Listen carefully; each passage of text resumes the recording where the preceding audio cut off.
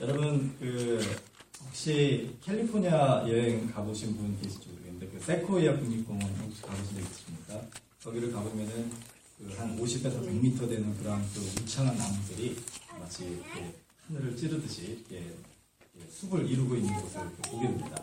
텍사스에 없는 거는 아마 그런 것 같아요. 그렇죠? 물론 눈도 없지만은 그런 울창한 숲도 여기는 없는 것 같은데 제가 이제 캘리포니아에 있었을 때 그런 데를 가보면은 가끔 그 숲에 군데군데 이 구루터기들이 있어요.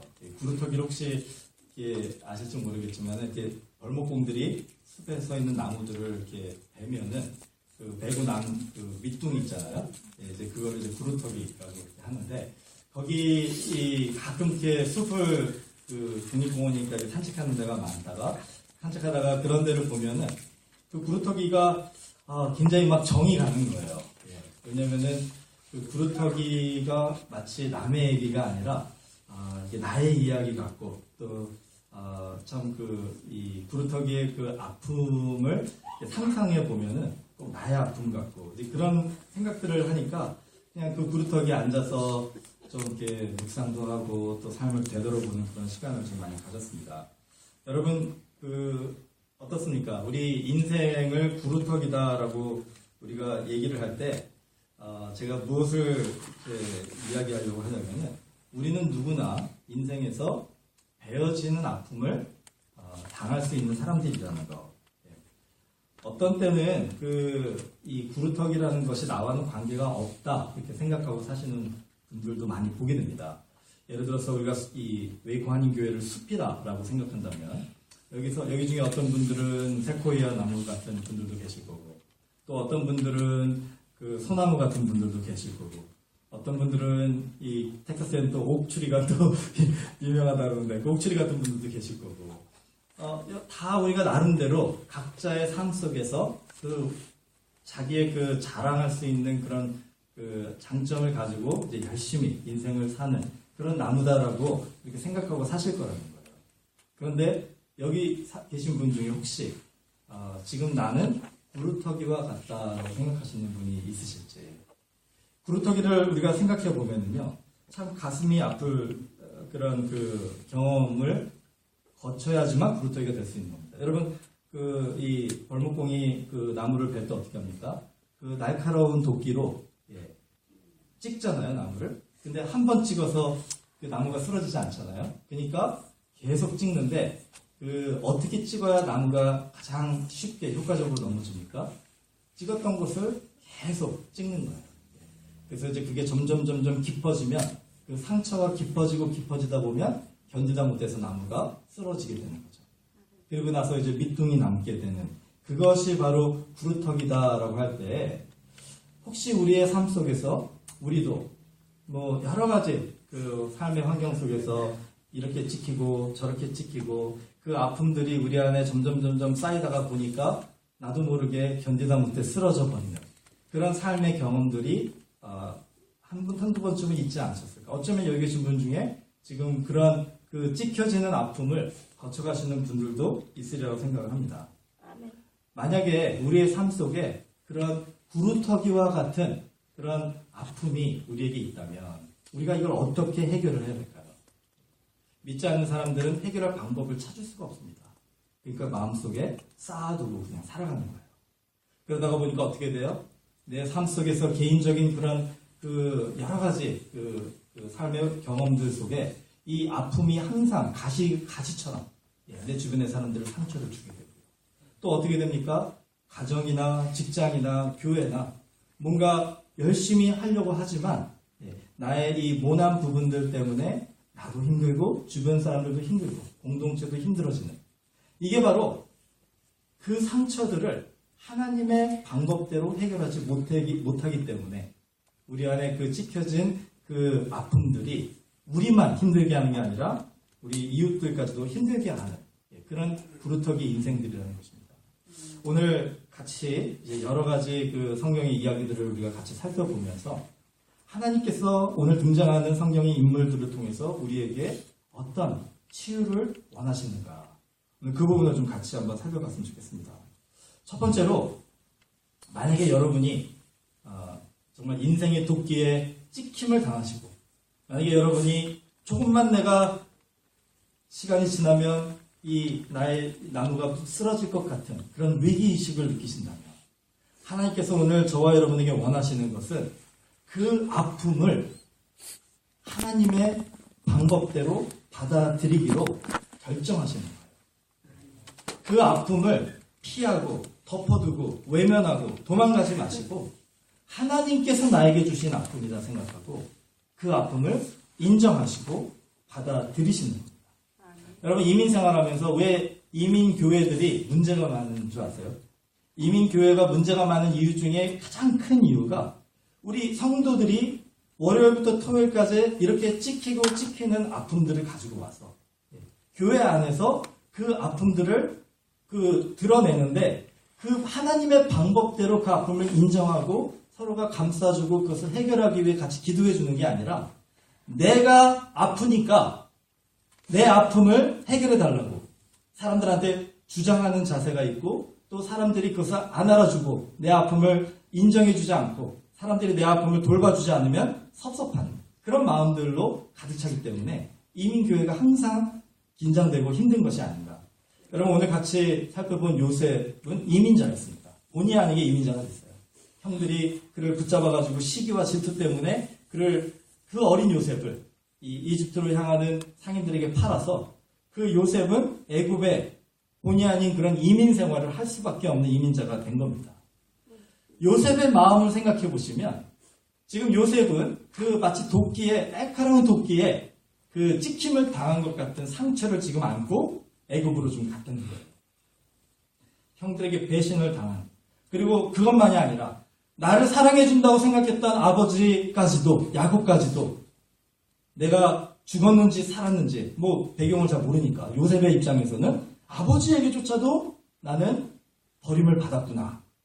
그런 아픔과 상처를 가지고 지금 애굽에서 살아가는 거예요. 그런데 39장을 보면, 창세기 39장 7절을 보면 이런 말씀이 있습니다. 그 애굽에서 종살이를 할 때 그 보디발이라는 장군의 집에서 종살이를 하다가 그 아내가 그 요셉의 준수함을 보고 유혹을 하는 거예요. 그때 요셉이 만약에 그 유혹을 그냥 넘어갔으면요, 요셉의 삶은 편하게 됐을 거예요. 그렇죠?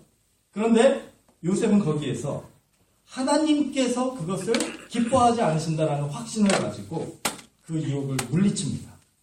하나님이 나에게 이렇게 복을 주셨고 나에게 이렇게 은혜를 주셨는데 내가 어떻게 하나님 앞에 이런 죄를 범할 수 있겠습니까? 아마 이 요셉의 마음에는 하나님이 지금 나와 함께 하신다는 그런 확신을 가졌기 때문에 차마 범죄할 수 없었던 것 같습니다. 자, 그런데 그 결과가 뭡니까? 요셉이 주인에게 칭찬을 받고 요셉이 그 이웃들에게 높임을 받고, 그게 결과가 아니라 오히려 그 주인의 아내에게 모함을 당하고 그 주인이 요셉을 정죄하고 요셉은 감옥에 갇히게 됩니다. 그 감옥에서 오랜 기간 동안 죄인으로서 살아가게 됩니다. 또 한 번 날카로운 도끼에 찍힘을 당하니까 요셉의 마음은 더 그 상처 속에 이제 빠지게 됐을 거예요. 여러분, 그 속에서 만약에 우리가 요셉을 방문한다고 생각해 보세요. 그 감옥을 방문한다고 생각해 보세요. 여러분이 요셉을 잘 아는 친구다라고 하신다면 여러분 요셉에게 어떻게 위로하시겠습니까? 요셉, 당신은 이제 애굽의 총리가 될 거니까 조금만 인내하세요. 예, 우리는 그 스토리를 다 아니까 얘기할 수 있겠죠. 하지만 그 당시에 요셉의 이 주위에 사는 사람들은 요셉은 이제 인생 종쳤다 이렇게 생각했을 거예요. 그렇죠? 감옥에서, 그것도 정치범들이 가는 그 감옥에서 이제 풀려날 수 없는 그런 그 요셉의 인생의 마감을 하게 될 것이다. 거기에서 되고 요셉, 당신이 감옥에 있는 것은 하나님의 뜻입니다. 이렇게 얘기할 수 있겠습니까? 당신은 그 감옥에서 하나님께 감사해야 됩니다. 당신을 하나님께서 사랑하십니다. 당신을 하나님께서 크게 쓰실 겁니다. 여러분, 차마 요셉에게 그렇게 얘기할 수 있을까요? 그렇게 찍히고 아픔을 당하고 결국은 나무가 쓰러져서 무너져 버려서 구루터기 같은 그런 인생을 지금 사는 그런 베어짐을 당한 나무와 같은 요셉에게는 어쩌면 절망과 낙심밖에는 있을 수 없지 않을까 하는 생각을 해보는 겁니다. 여러분, 정도의 차이만 있지, 솔직히 여기 계신 모든 분들이 다 그런 찍힘과 아픔 속에서 때로는 정말 다 무너져 버린 그런 삶의 경험까지도 해보신 분들이 많이 있으리라 생각합니다.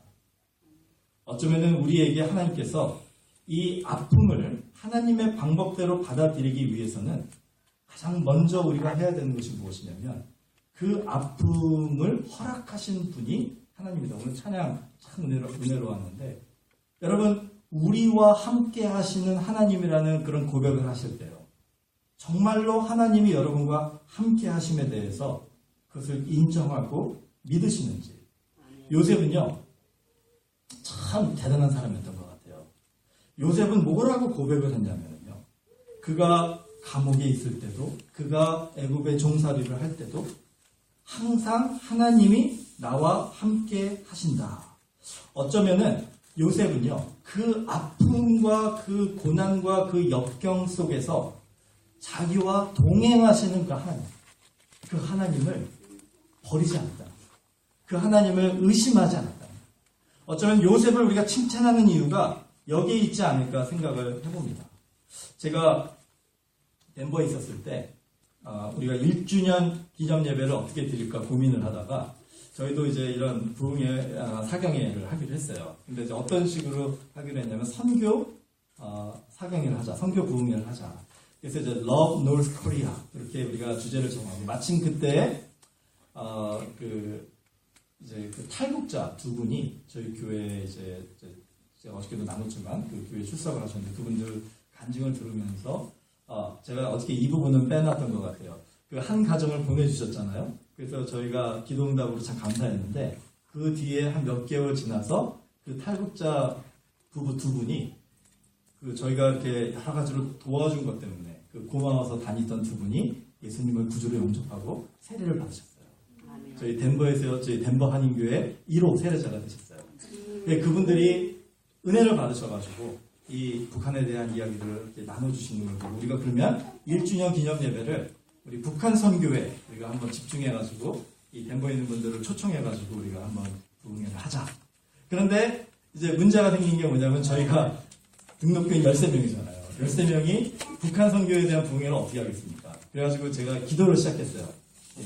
뭐 기도하면은 불가능한 일이 없다. In Christ we can do everything. 그쵸? 그래가지고 제가 한국에서 가장 북한 선교에 정말 잘 사역을 하시고 잘 알려주신 분이 누군가를 설치를 해봤습니다. 그랬더니 사랑의 왕진 가방 책을 쓰신 박세록 장로님 그게 인터넷에 설치가 되더라고요. 그래가지고 그분한테 이메일을 보냈어요. 저희가 덴버에서 이제 막 시작한 교회고, 저희가 이제 그 북한 선교를 위해서 부흥회를 하려고 하는데, 이제 와서 좀 해주실, 이 강사로 선교해주실 수 없겠습니까? 그러니까 아마 그 박세록 장로님을 초청하겠다라고 결정할 만큼이라면은 교회가 어느 정도 규모가 된다고 생각을 하셨던 것 같아요. 그래가지고 이제 제가 공항에 모시러 답을 주셔가지고 제가 이제 날짜를 잡고 공항에 모시러 갔는데, 교인이 몇 명이냐고는 처음에 물어보지 않으시고 이제 돌려가지고 교인이 몇 명인지를 알고 싶으셔가지고 그렇게 질문을 하시더라고요. 그래서 제가 그냥 솔직하게 등록교인 13명입니다. 이렇게 말씀드렸더니 충격을 받으셔가지고 오는 내내 별로 말씀이 없으신 거예요. 이제 말씀을 어떻게 전해야 되나 고민을 하신 것 같아요.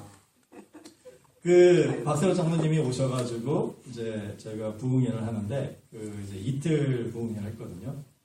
근데 제가 여기 와가지고 참 감사한 건 우리 성도님들이 시간을 헌신해 주시고, 그래서 식사 대접을 또 이렇게 아주 텍사스의 전통적인 그런 음식들로 이렇게 해주셔가지고 참 감사했어요. 저희는요, 그때 1주년 기념일 할 때 그런 박세록 장로님 같이 그 당시 한국에서는 이 사랑의 왕진 가방으로 아주 알려진 그런 강사님을 모셨는데, 강사님을 대접할 돈이 없는 거예요. 그래가지고 어떻게 되냐면은 우리 찬양팀이 연습을 한 후에, 몇 명 안 되지만 연습한 후에 서브웨이에서 샌드위치를 몇 개를 같이 사가지고 예배 친교실에서 강사 목사님하고 같이 거기서 서브웨이를 잘라가지고 나눠서 이렇게 먹었었습니다.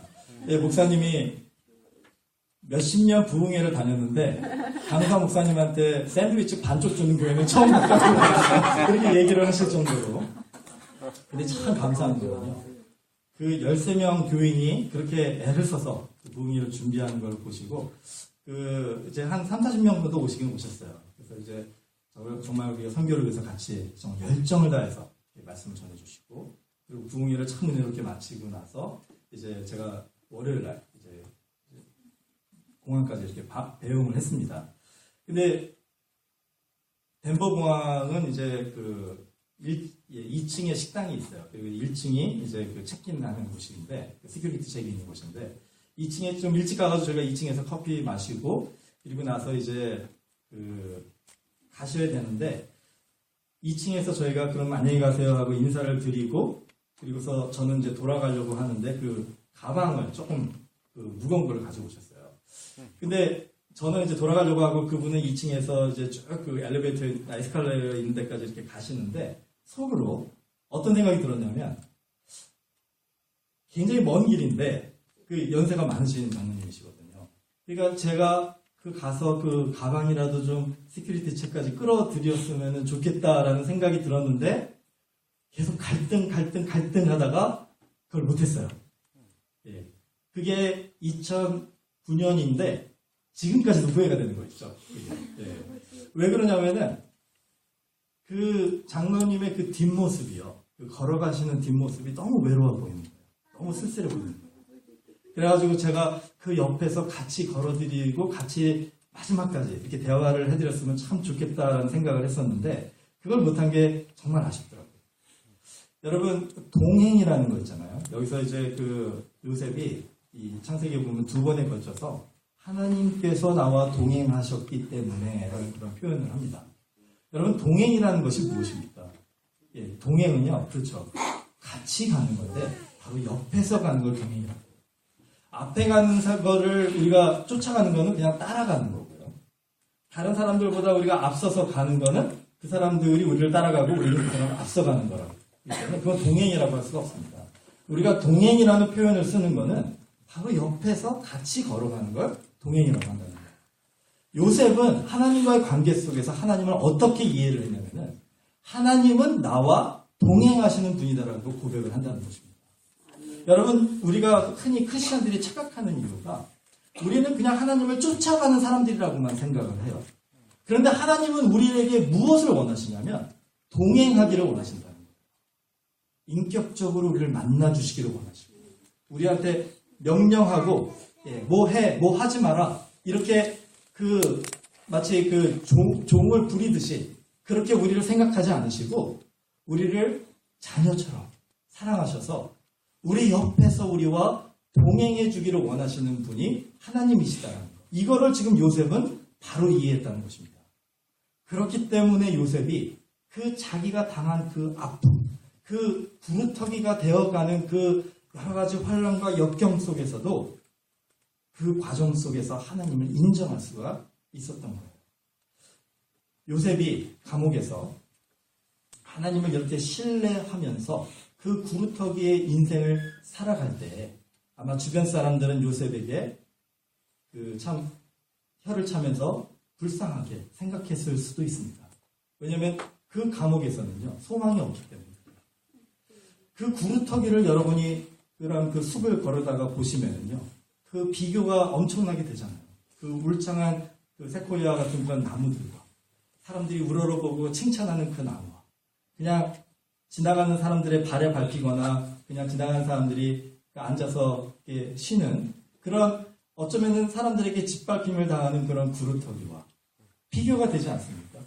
그러면은 여러분은 어떤 인생을 살기를 원하십니까? 라는 질문을 하면 아마 여기 계신 분들이 다 나는 울창한 숲과 같은 삶을 살고 싶습니다. 특별히 우리 젊으신 분들은 꿈을 가진 그런 청춘이잖아요. 여러분의 만약에 내 평생의 인생의 꿈은 그런 구루터기가 되는 것입니다. 라고 얘기할 수 있는 분이 과연 몇 명이나 있겠습니까? 젊을 때는 우리는 세코이아 같이 더 높고 더 멀리 그거를 우리가 꿈꾸지 않습니까? 그런데 우리의 꿈과 우리의 생각과 우리의 바람과는 달리 어느 날 뒤돌아보니까 내가 구루터기가 되어버렸다는 거예요. 그러면은 여러분 그때 그 황당함을, 그 아픔을, 그 낭망을 어떻게 해결해야 되느냐. 요셉과 같이 지금 이 상황 속에서도 하나님은 나와 동행하시는 분임을 여러분이 신뢰하신다면, 그러면 그 첫 번째 열쇠가 이제 열쇠로 우리가 문을 여는 과정이라고 할 수가 있습니다.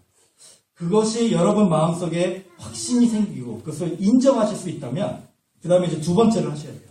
두 번째는 뭐냐면 하나님의 계획 안에서 나의 역할은 무엇인가를 찾아야 됩니다. 하나님의 계획 안에서 나의 역할은 무엇인가. 제가 이 구루터기를 좋아하는 이유가, 구루터기는 물론 사람들한테 그렇게 영광을 받는 그런 나무는 아니지만 구루터기가 할 수 있는 아주 중요한 역할이 있다는 거죠. 뭐냐면 사람들에게 안식을 주는 역할을 한다는 거예요. 구루터기는 어떻습니까? 그 구루터기를 보면 사람들이 앉아서 뭘 해요? 쉼을 얻는 거잖아요. 사람들에게 이렇게 안식처를 제공해주고 사람들의 마음에 평안함을 제공해주는 거. 여러분 이 세상에 정말 치열한 경쟁 속에 살지 않습니까? 우리 학생들도 그렇고 직장인들도 그렇고 서로가 서로를 경쟁 상대로 생각하고 그렇게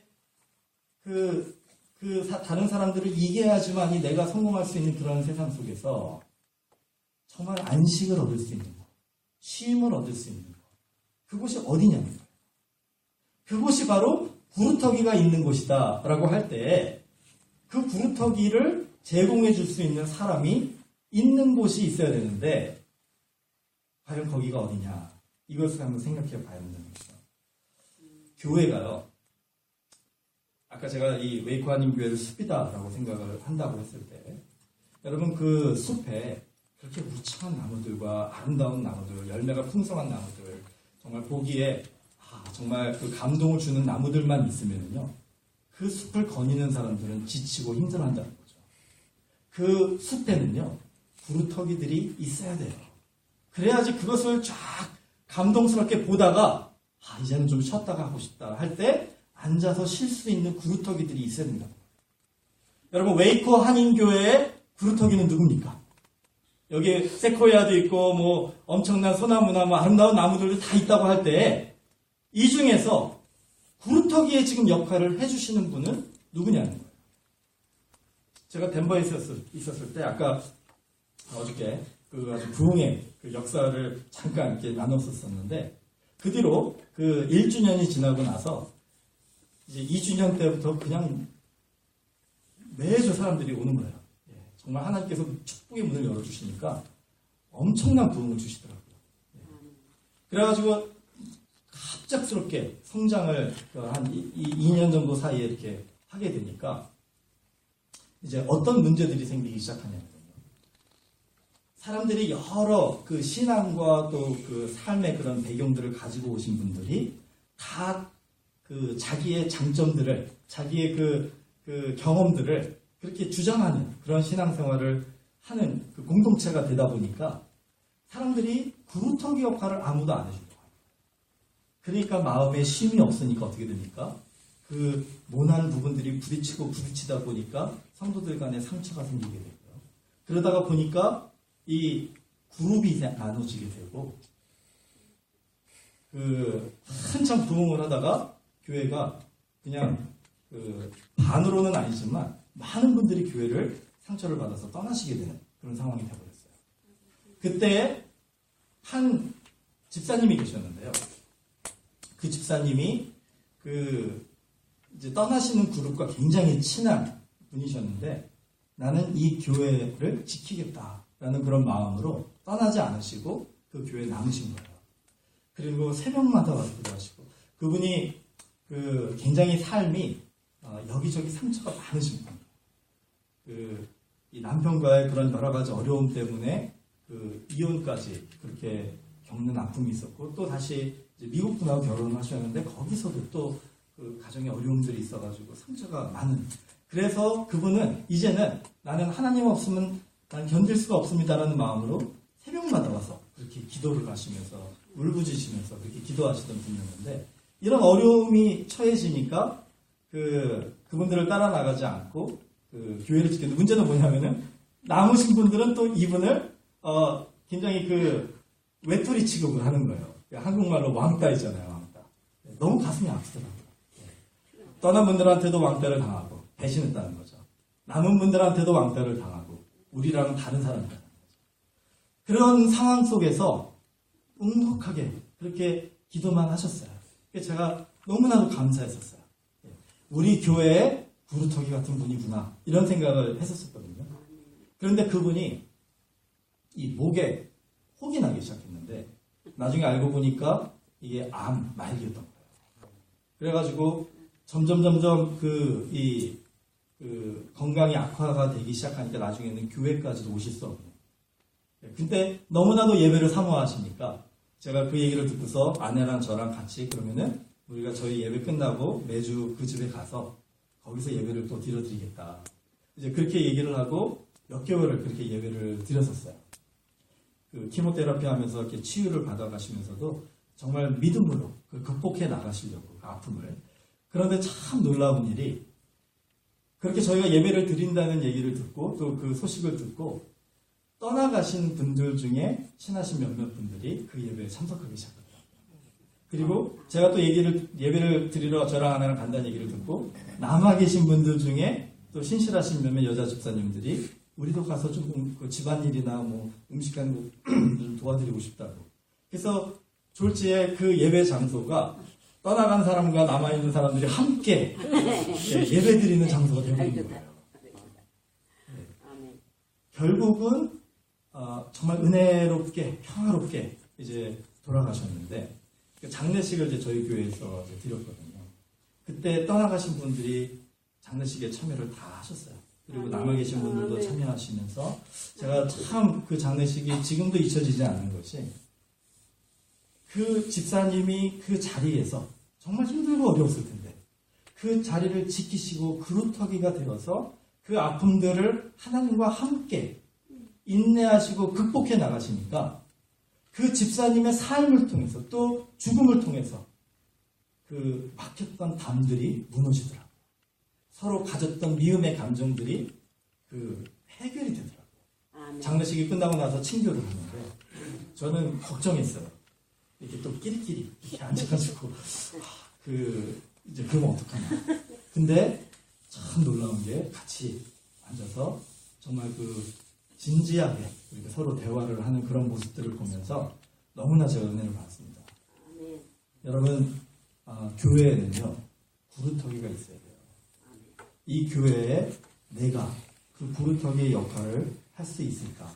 만약에 그 구루터기다라고 자신 있게 우리가 고백할 수 없다면은 그러면 오늘부터 여러분 기도하시길 바랍니다. 이 교회가 정말로 부흥하기를 원하신다면요, 이 교회에 구루터기들이 있어야 돼요. 연령별로 다 있으셔야 돼요. 예. 청년부에도 청년 자리인 것 같아요. 그러니까 예. 우리 청년부에도 구루터기가 있어야 돼요. 그 역할을 해줄 수 있는 사람이 있어야 돼요. 와서 쉼을 얻을 수 있는 내 삶에 앉아서 걸터 앉아서 정말 인생을 돌아보면서 하나님을 묵상할 수 있는 우리 장년부에도 구루터기가 있어야 됩니다. 그 상황을 제가 경험하고 나서 그리고 나서 제가 이제 인도로 선교를 갔어요. 가서 인도 갔다가 네팔 방문했다가 돌아와서 너무나 많은 하나님의 그 깨달음을 주시고 은혜를 주셔가지고 돌아오자마자 9월이었을 겁니다. 그때 이제 제가 우리 교회 성도들한테 이런 표현을 했어요. 우리가 그동안에는 풍선과 같았다라는 생각을 한다. 풍선 아시죠, 여러분? 풍선에다가 바람을 넣으면 어떻게 됩니까? 이렇게 막 커지잖아요. 그렇죠? 바람을 계속 넣으면 넣을수록 풍선이 커지잖아요. 우리 교회가 하나님 은혜였지만 우리가 이렇게 성장해 나가고 있을 때 우리의 중심에 무엇이 있는지를 우리가 소중하게 생각하게 돌아보지 않고 그것을 묵상하지 않고 그 중심에 아무것도 없는데도 그 커져가는 그런 사이즈만 보고 마치 우리가 많은 걸 가진 것처럼 그렇게 착각하면서 살고 있지는 않았었나. 그런 교회가 되기를 지향하고 있지는 않았었나. 성장이라는 것에 우리가 너무나도 그 유혹에 넘어가서 성장을 위해서라면은 정말 모든 것을 다 타협하는 그런 교회가 돼가지는 않았는가. 이런 도전을 했었어요. 그 풍선이 어떤 바늘에 의해서 탁 터지게 되니까 어떻게 됩니까? 아주 쭈글쭈글한 보기 흉한 그런 교회의 모습으로 남아버리게 되더라고요. 여러분, 웨이커 한인교회가 이제 성장하실 거예요. 부흥하실 겁니다. 여러분의 부흥이 그런 풍선과 같은 부흥이 되지 않기를 축원합니다. 어떤 부흥이 되어야 되냐면요. 화분 같은 부흥이 돼야 돼요. 화분. 여러분, 화분 아시죠? 화분은요. 그 안에 뭐가 들어가 있습니까? 흙이 들어가 있잖아요. 그렇죠? 흙이 들어가 있으니까 그 흙은 흙이 있는 만큼은 뭐 아무리 여러분이 바늘로 찔러대고 아무리 뭘 해도 나무로 찔러대도 그 크기가 변하지가 않는다. 물론 풍선처럼 그렇게 급속도로 성장하지는 못할 수 있지만 그 화분은 성숙함을 우리에게 상징해 준다는 것이죠. 여러분, 우리 마음속에 정말로 구루터기가 되고자 하는 마음을 가진 성도들이 우리 안에, 이 교회 안에 정말 많이 넘쳐나게 되잖아요. 그러면 이 교회에 어떤 어려움을 사탄이 던져준다고 해도 그 구루터기 같은 분들이 그 자리를 지켜주면서 힘들고 어려워하고 낙심하고 좌절하는 사람들이 와서 쉼을 얻게 도와주기 때문에 이 교회가 성숙한 성장을 하게 될 것이라는 겁니다. 아멘. 자, 그런데 문제가 뭐냐면요. 그 어떻게 하면 우리가 그런 구루터기의 그 역할을 제대로 감당할 수 있는 게 쉽지 않은 일인데 어떻게 하면 그걸 감당할 수 있냐면요. 그 답은 하나인 거예요. 부활하신 예수님을 만나는 거예요. 경건의 모양은 있으나 경건의 능력을 부인하는 자들에게서 내가 돌아서라. 바울이 이렇게 얘기했잖아요. 여러분, 그 말의 의미를 깊이 한번 생각해 보신다면요. 경건의 능력을 부인하는 자들이 왜 경건의 능력을 부인하는 줄 아세요? 경건의 능력이 안에 없기 때문에 그런 겁니다. 내 안에 경건의 능력을 가지고 싶어서 경건의 모양을 아무리 만들어 봐도 경건의 능력이 안 생기거든요. 그러니까 경건의 능력을 부인하는 거예요. 여러분, 오늘 우리 집사님하고 진화론에 대해서 같이 이렇게 좋은 대화를 많이 나눴었어요. 그런데 뭐 다른 거 다 제껴놓고요. 아무리 생명이 생길 수 있는 환경을 만들어놔도 그런 환경을 만들어놔도요. 그 안에 생명이 생기게 하시는 하나님이 계시지 않는다면 생명은 존재할 수가 없다는 거죠. 그게 바로 그 창조의 원리가 아닌가 생각됩니다. 여러분 생각해 보세요. 아무리 내가 믿음을 가질 수 있는 환경을 만들어 놓는다고 해도 여러분의 마음속에 믿음이 그냥 자연스럽게 생길 수 있을까요? 하나님께서 우리에게 은혜를 부어주지 않으시면요. 우리 안에 믿음은 생길 수가 없는 거예요. 아무리 여러분이 정말 이 교회가 경건한 교회로 아주 은혜로운 교회로 아주 사람들이 봤을 때 야, 저 교회 정말 좋은 교회다. 이런 모양으로 만들어 놓는다고 해도요. 이 교회 안에 부활하신 예수님을 만난 사람들이 없다면요. 그거는 경건의 능력이 없는 교회라는 겁니다. 어떻게 하면 우리가 부활하신 예수님을 만날 수 있을까? 그 좋은 예가 이 사마리아 여인, 이 수가성의 여인, 우물가의 여인. 여러분 이렇게 여러 가지 이름들이 있는데 거기서 우리가 찾을 수 있어요. 요한복음 4장에 보면은요. 이 여인이 그 자기 수가성에서 물을 기르려고 우물가로 나옵니다. 오후 6시라고 되어 있는데 이게 현대 성경을 보니까 12시 정오로 제대로 이렇게 번역이 되어 있더라고요. 이스라엘의 6시가 이제 지금 시각으로 하면 12시입니다. 예. 여러분 사마리아는요 산악지대였기 때문에 그 12시 그 뜨거운 햇볕이 있는 그곳에 우물가에 물을 기르러 오는 사람들이 별로 없었어요. 근데 왜 이 여인은 그 12시를 택해서 우물가로 물을 기르러 왔을까요? 자기가 사람들 앞에 사람들과 함께 있고 싶지 않기 때문에 그랬던 거죠. 감추고 싶은 그 과거, 그 아픔, 그 상처들이 있었기 때문에 사람들이 없는 시간을 택해서 그 우물가로 나왔다는 거예요. 예수님이 그 자리에서 그 여인을 만나주지 않습니까? 그리고 대화를 해요. 예수님이 그 여인에게 그 여인이 감추고 싶었던 그 날카로운 도끼로 찍힘을 당했던 것 같은 그 상처를 지적을 하십니다. 가서 내 남편을 데리고 오라. 그랬더니 이 여인이 순간적으로 깨달은 게, 이 사람은 선지자인가 보다. 내 과거를 얘기해주는, 내 아픔을 드러내주는 선지자인가 보다. 그래서 순순히 고백을 합니다. 내가 5 남편과 같이 살았는데 다 지금은 이제 헤어졌다는 거, 이혼했다는 거. 그래도 거기까지는 그 율법의 틀 안에서 살았기 때문에 부끄러운 건 아니에요. 슬픈 거고 아픈 거지만 그래도 법적으로 볼 때는 부끄러운 거 아닌데, 예수님이 한 단계 더 나가서 지금 너가 살고 있는 그 사람도 남편이 아니다. 순간적으로 이 여인은 자기의 모든 아픔들이 그냥 벌거벗은 것처럼 다 드러나는 것을 경험했을 겁니다. 아버지. 여러분, 정말로 여러분의 삶 속에서 누군가가 여러분의 감추고 싶은 것을 다 폭로한다면, 여러분이 가지고 있는 그 죄, 가지고 있는 그 과거의 정말 부끄러운 모습들을 공개적으로 이 교회 공동체에서 다 폭로한다면 여러분 어떻게 하시겠어요? 창피해서 교회 나오시겠습니까? 이 여인이 지금 그런 마음인 거예요. 근데 이 여인은요, 거기에서 그냥 돌아가지 않고 나에게 이 아픔을 드러나게 하신 이 분이 어떤 분인지를 알고 싶었다는 거예요. 그래서 바로 다음 질문이 뭡니까? 우리는 어디서 예배해야 됩니까? 여러분, 우리가 정말로 부활하신 예수님을 만나시려면요, 이 여인의 자세가 있어야 되는 거예요. 우리가 정말로 예수님의 그 능력과 사랑 안에 그 성령의 충만한 경험을 하기를 원한다면요, 이 여인처럼 나의 부끄러움을 하나님 앞에서는 부끄러움으로 생각하지 않는 마음이 있어야 된다는 겁니다. 기도하실 때 여러분, 기도하는 이유에 대해서 한번 생각해 보신 적 있으신지 모르겠어요. 제가 우리 교회에서 특별히 이제 신앙생활을 이제 하신 지 얼마 안 되시는 분들하고 제가 이 부분에 대해서 같이 대화를 나눈 적이 있어요. 여러분, 기도하실 때 여러분이 기도하는 그 내용들을 하나님이 이미 아실까요? 모르실까요?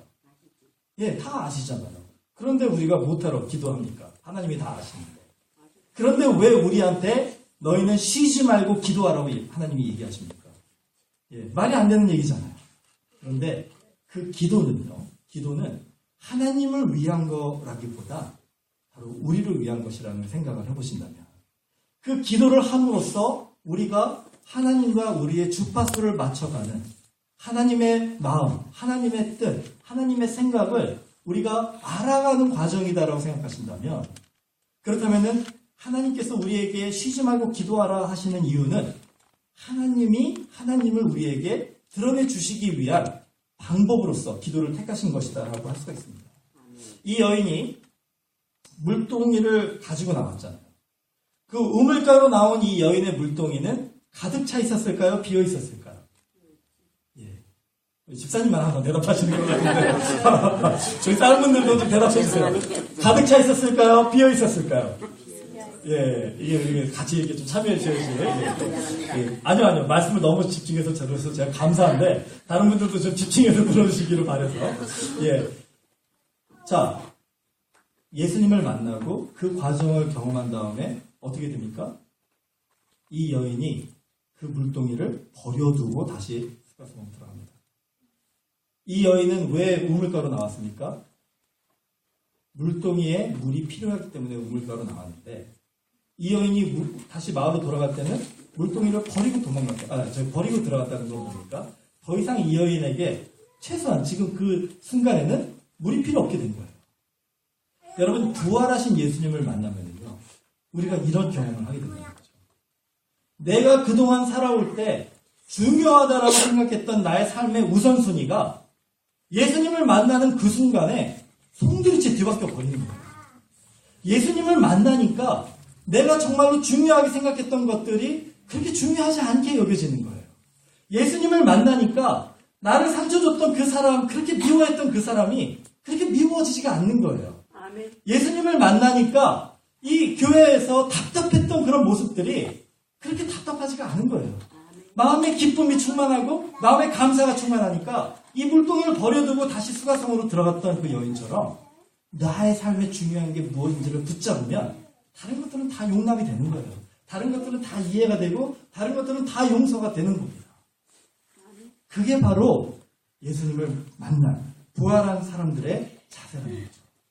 그 수가성 여인이 돌아갔습니다. 그 동네 사람들이 그 여인에게 무엇을 발견했냐면 이 여인이 옛날에는 동네 사람들을 막 피해 다녔잖아요. 그런데 갑자기 말씀에 보면요. 요한복음 4장에 보면 너무나도 은혜로운 말씀입니다. 이 여인이 그 동네를 들어간 다음에 사람들을 찾아다니면서 이 예수를 너희들이 만나보지 않겠느냐 이렇게 예수님을 자랑하기 시작했다는 거예요. 그러면서 나의 이 과거를 다 드러내서 알려준 이 예수를 너희들도 만나보지 않겠느냐. 여러분 이 동네 사람들이 충격을 받았습니다. 아니 우리가 가까이 하고 싶지 않았던 우리를 멀리 피하고 우리를 정말 우리와는 좀 다른 사람이라고 생각했던 이 여인이 자기 스스로 우리에게 찾아와가지고 이렇게 얘기를 한다면 도대체 이 여인의 삶을 이렇게 송두리째 뒤바꿔 놓은 이 예수라는 사람은 도대체 누굴까? 그 예수를 우리도 만나보고 싶다. 이 변화된 이 여인의 삶은요. 이 여인의 삶만 변화시킨 것이 아니라 그 동네 사람들에게 예수님을 연결시켜주는 그 다리 역할을, 그 도구의 역할을 했다는 겁니다. 그런 관점에서 이 여인도 구루터기와 같은 인생을 살았다는 것이죠. 여러분 정말 이 여인이 가지고 있었던 이 경험들을 여러분이 한번 생각해 보신다면요. 지금 우리가 왜 구루터기가 돼야 되는가를 제대로 우리가 심각하게 한번 받아들여야 됩니다. 여러분 내 삶 속에서 이런 목회자인 저를 포함해서도 여러분 그 교회 안에서 전도를 제일 못하는 사람이 누군지 아세요? 우리 웨이커 한인교회 조장호 목사님만 빼고 교회 안에서 전도를 가장 못하는 사람이 담임 목회자라는 거 혹시 아세요?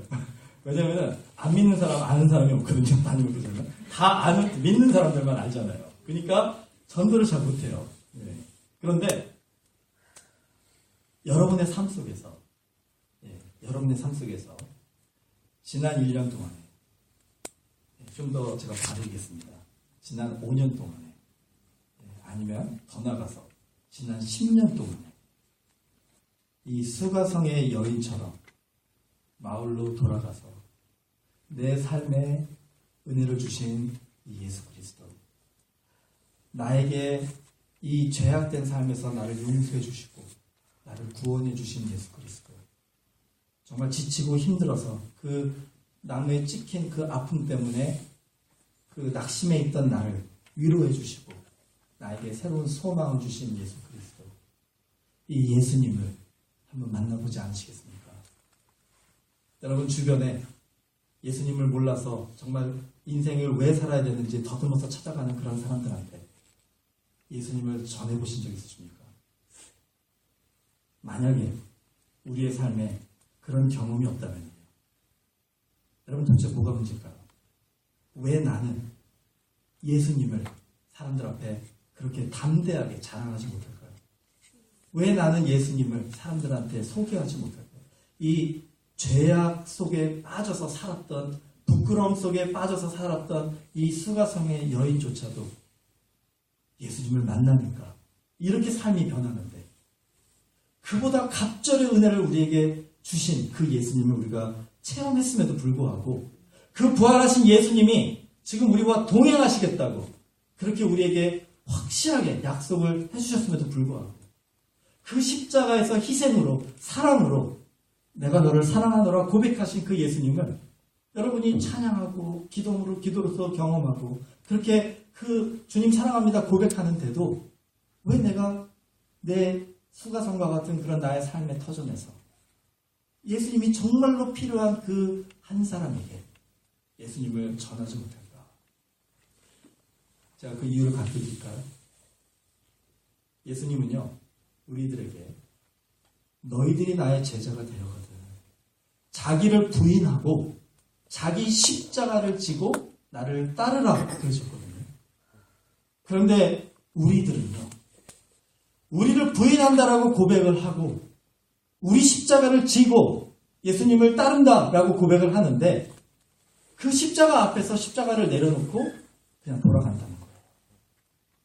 여러분, 왜 우리가 십자가를 지고 골고다 언덕을 예수님을 따라 올라갑니까? 예수님이 십자가에서 그 팔과 그 다리에 못이 박히시고 그 옆구리에 창이 찔리시고 그 모욕과 멸시를 당하시고 침뱉음을 당하시고 조롱을 당하시고 죽으셨잖아요. 우리가 예수님을 따라서 우리를 십자가를 지고 골고다 언덕을 올라간다는 얘기는요, 우리도 예수님처럼 죽기를 각오하고 올라가는 거거든요. 그런데 우리는 어떻습니까? 올라가는 건 잘해요. 그런데 정말로 십자가에 못 박혀서 죽어야 되는 그 순간에 우리는 십자가를 놓고 다시 내려온다는 겁니다. 여러분, 이 부분에 있어서요, 자유할 수 있는 사람이 과연 몇 명이나 될까?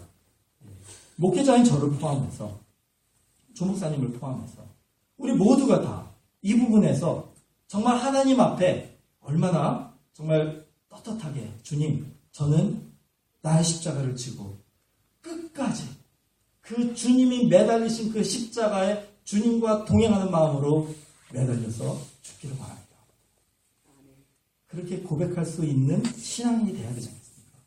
그게 진짜 구루터기의 신앙 생활을 하는 것이 아니겠습니까? 예레미야 29장을 제가 읽어보겠습니다. 예레미야 29장 11절에서 14절을 한번 들어보세요. 여호와의 말씀입니다. 너희를 향한 나의 생각을 내가 아나니 평안이요 재앙이 아니니라. 너희에게 미래와 희망을 주는 것이니라.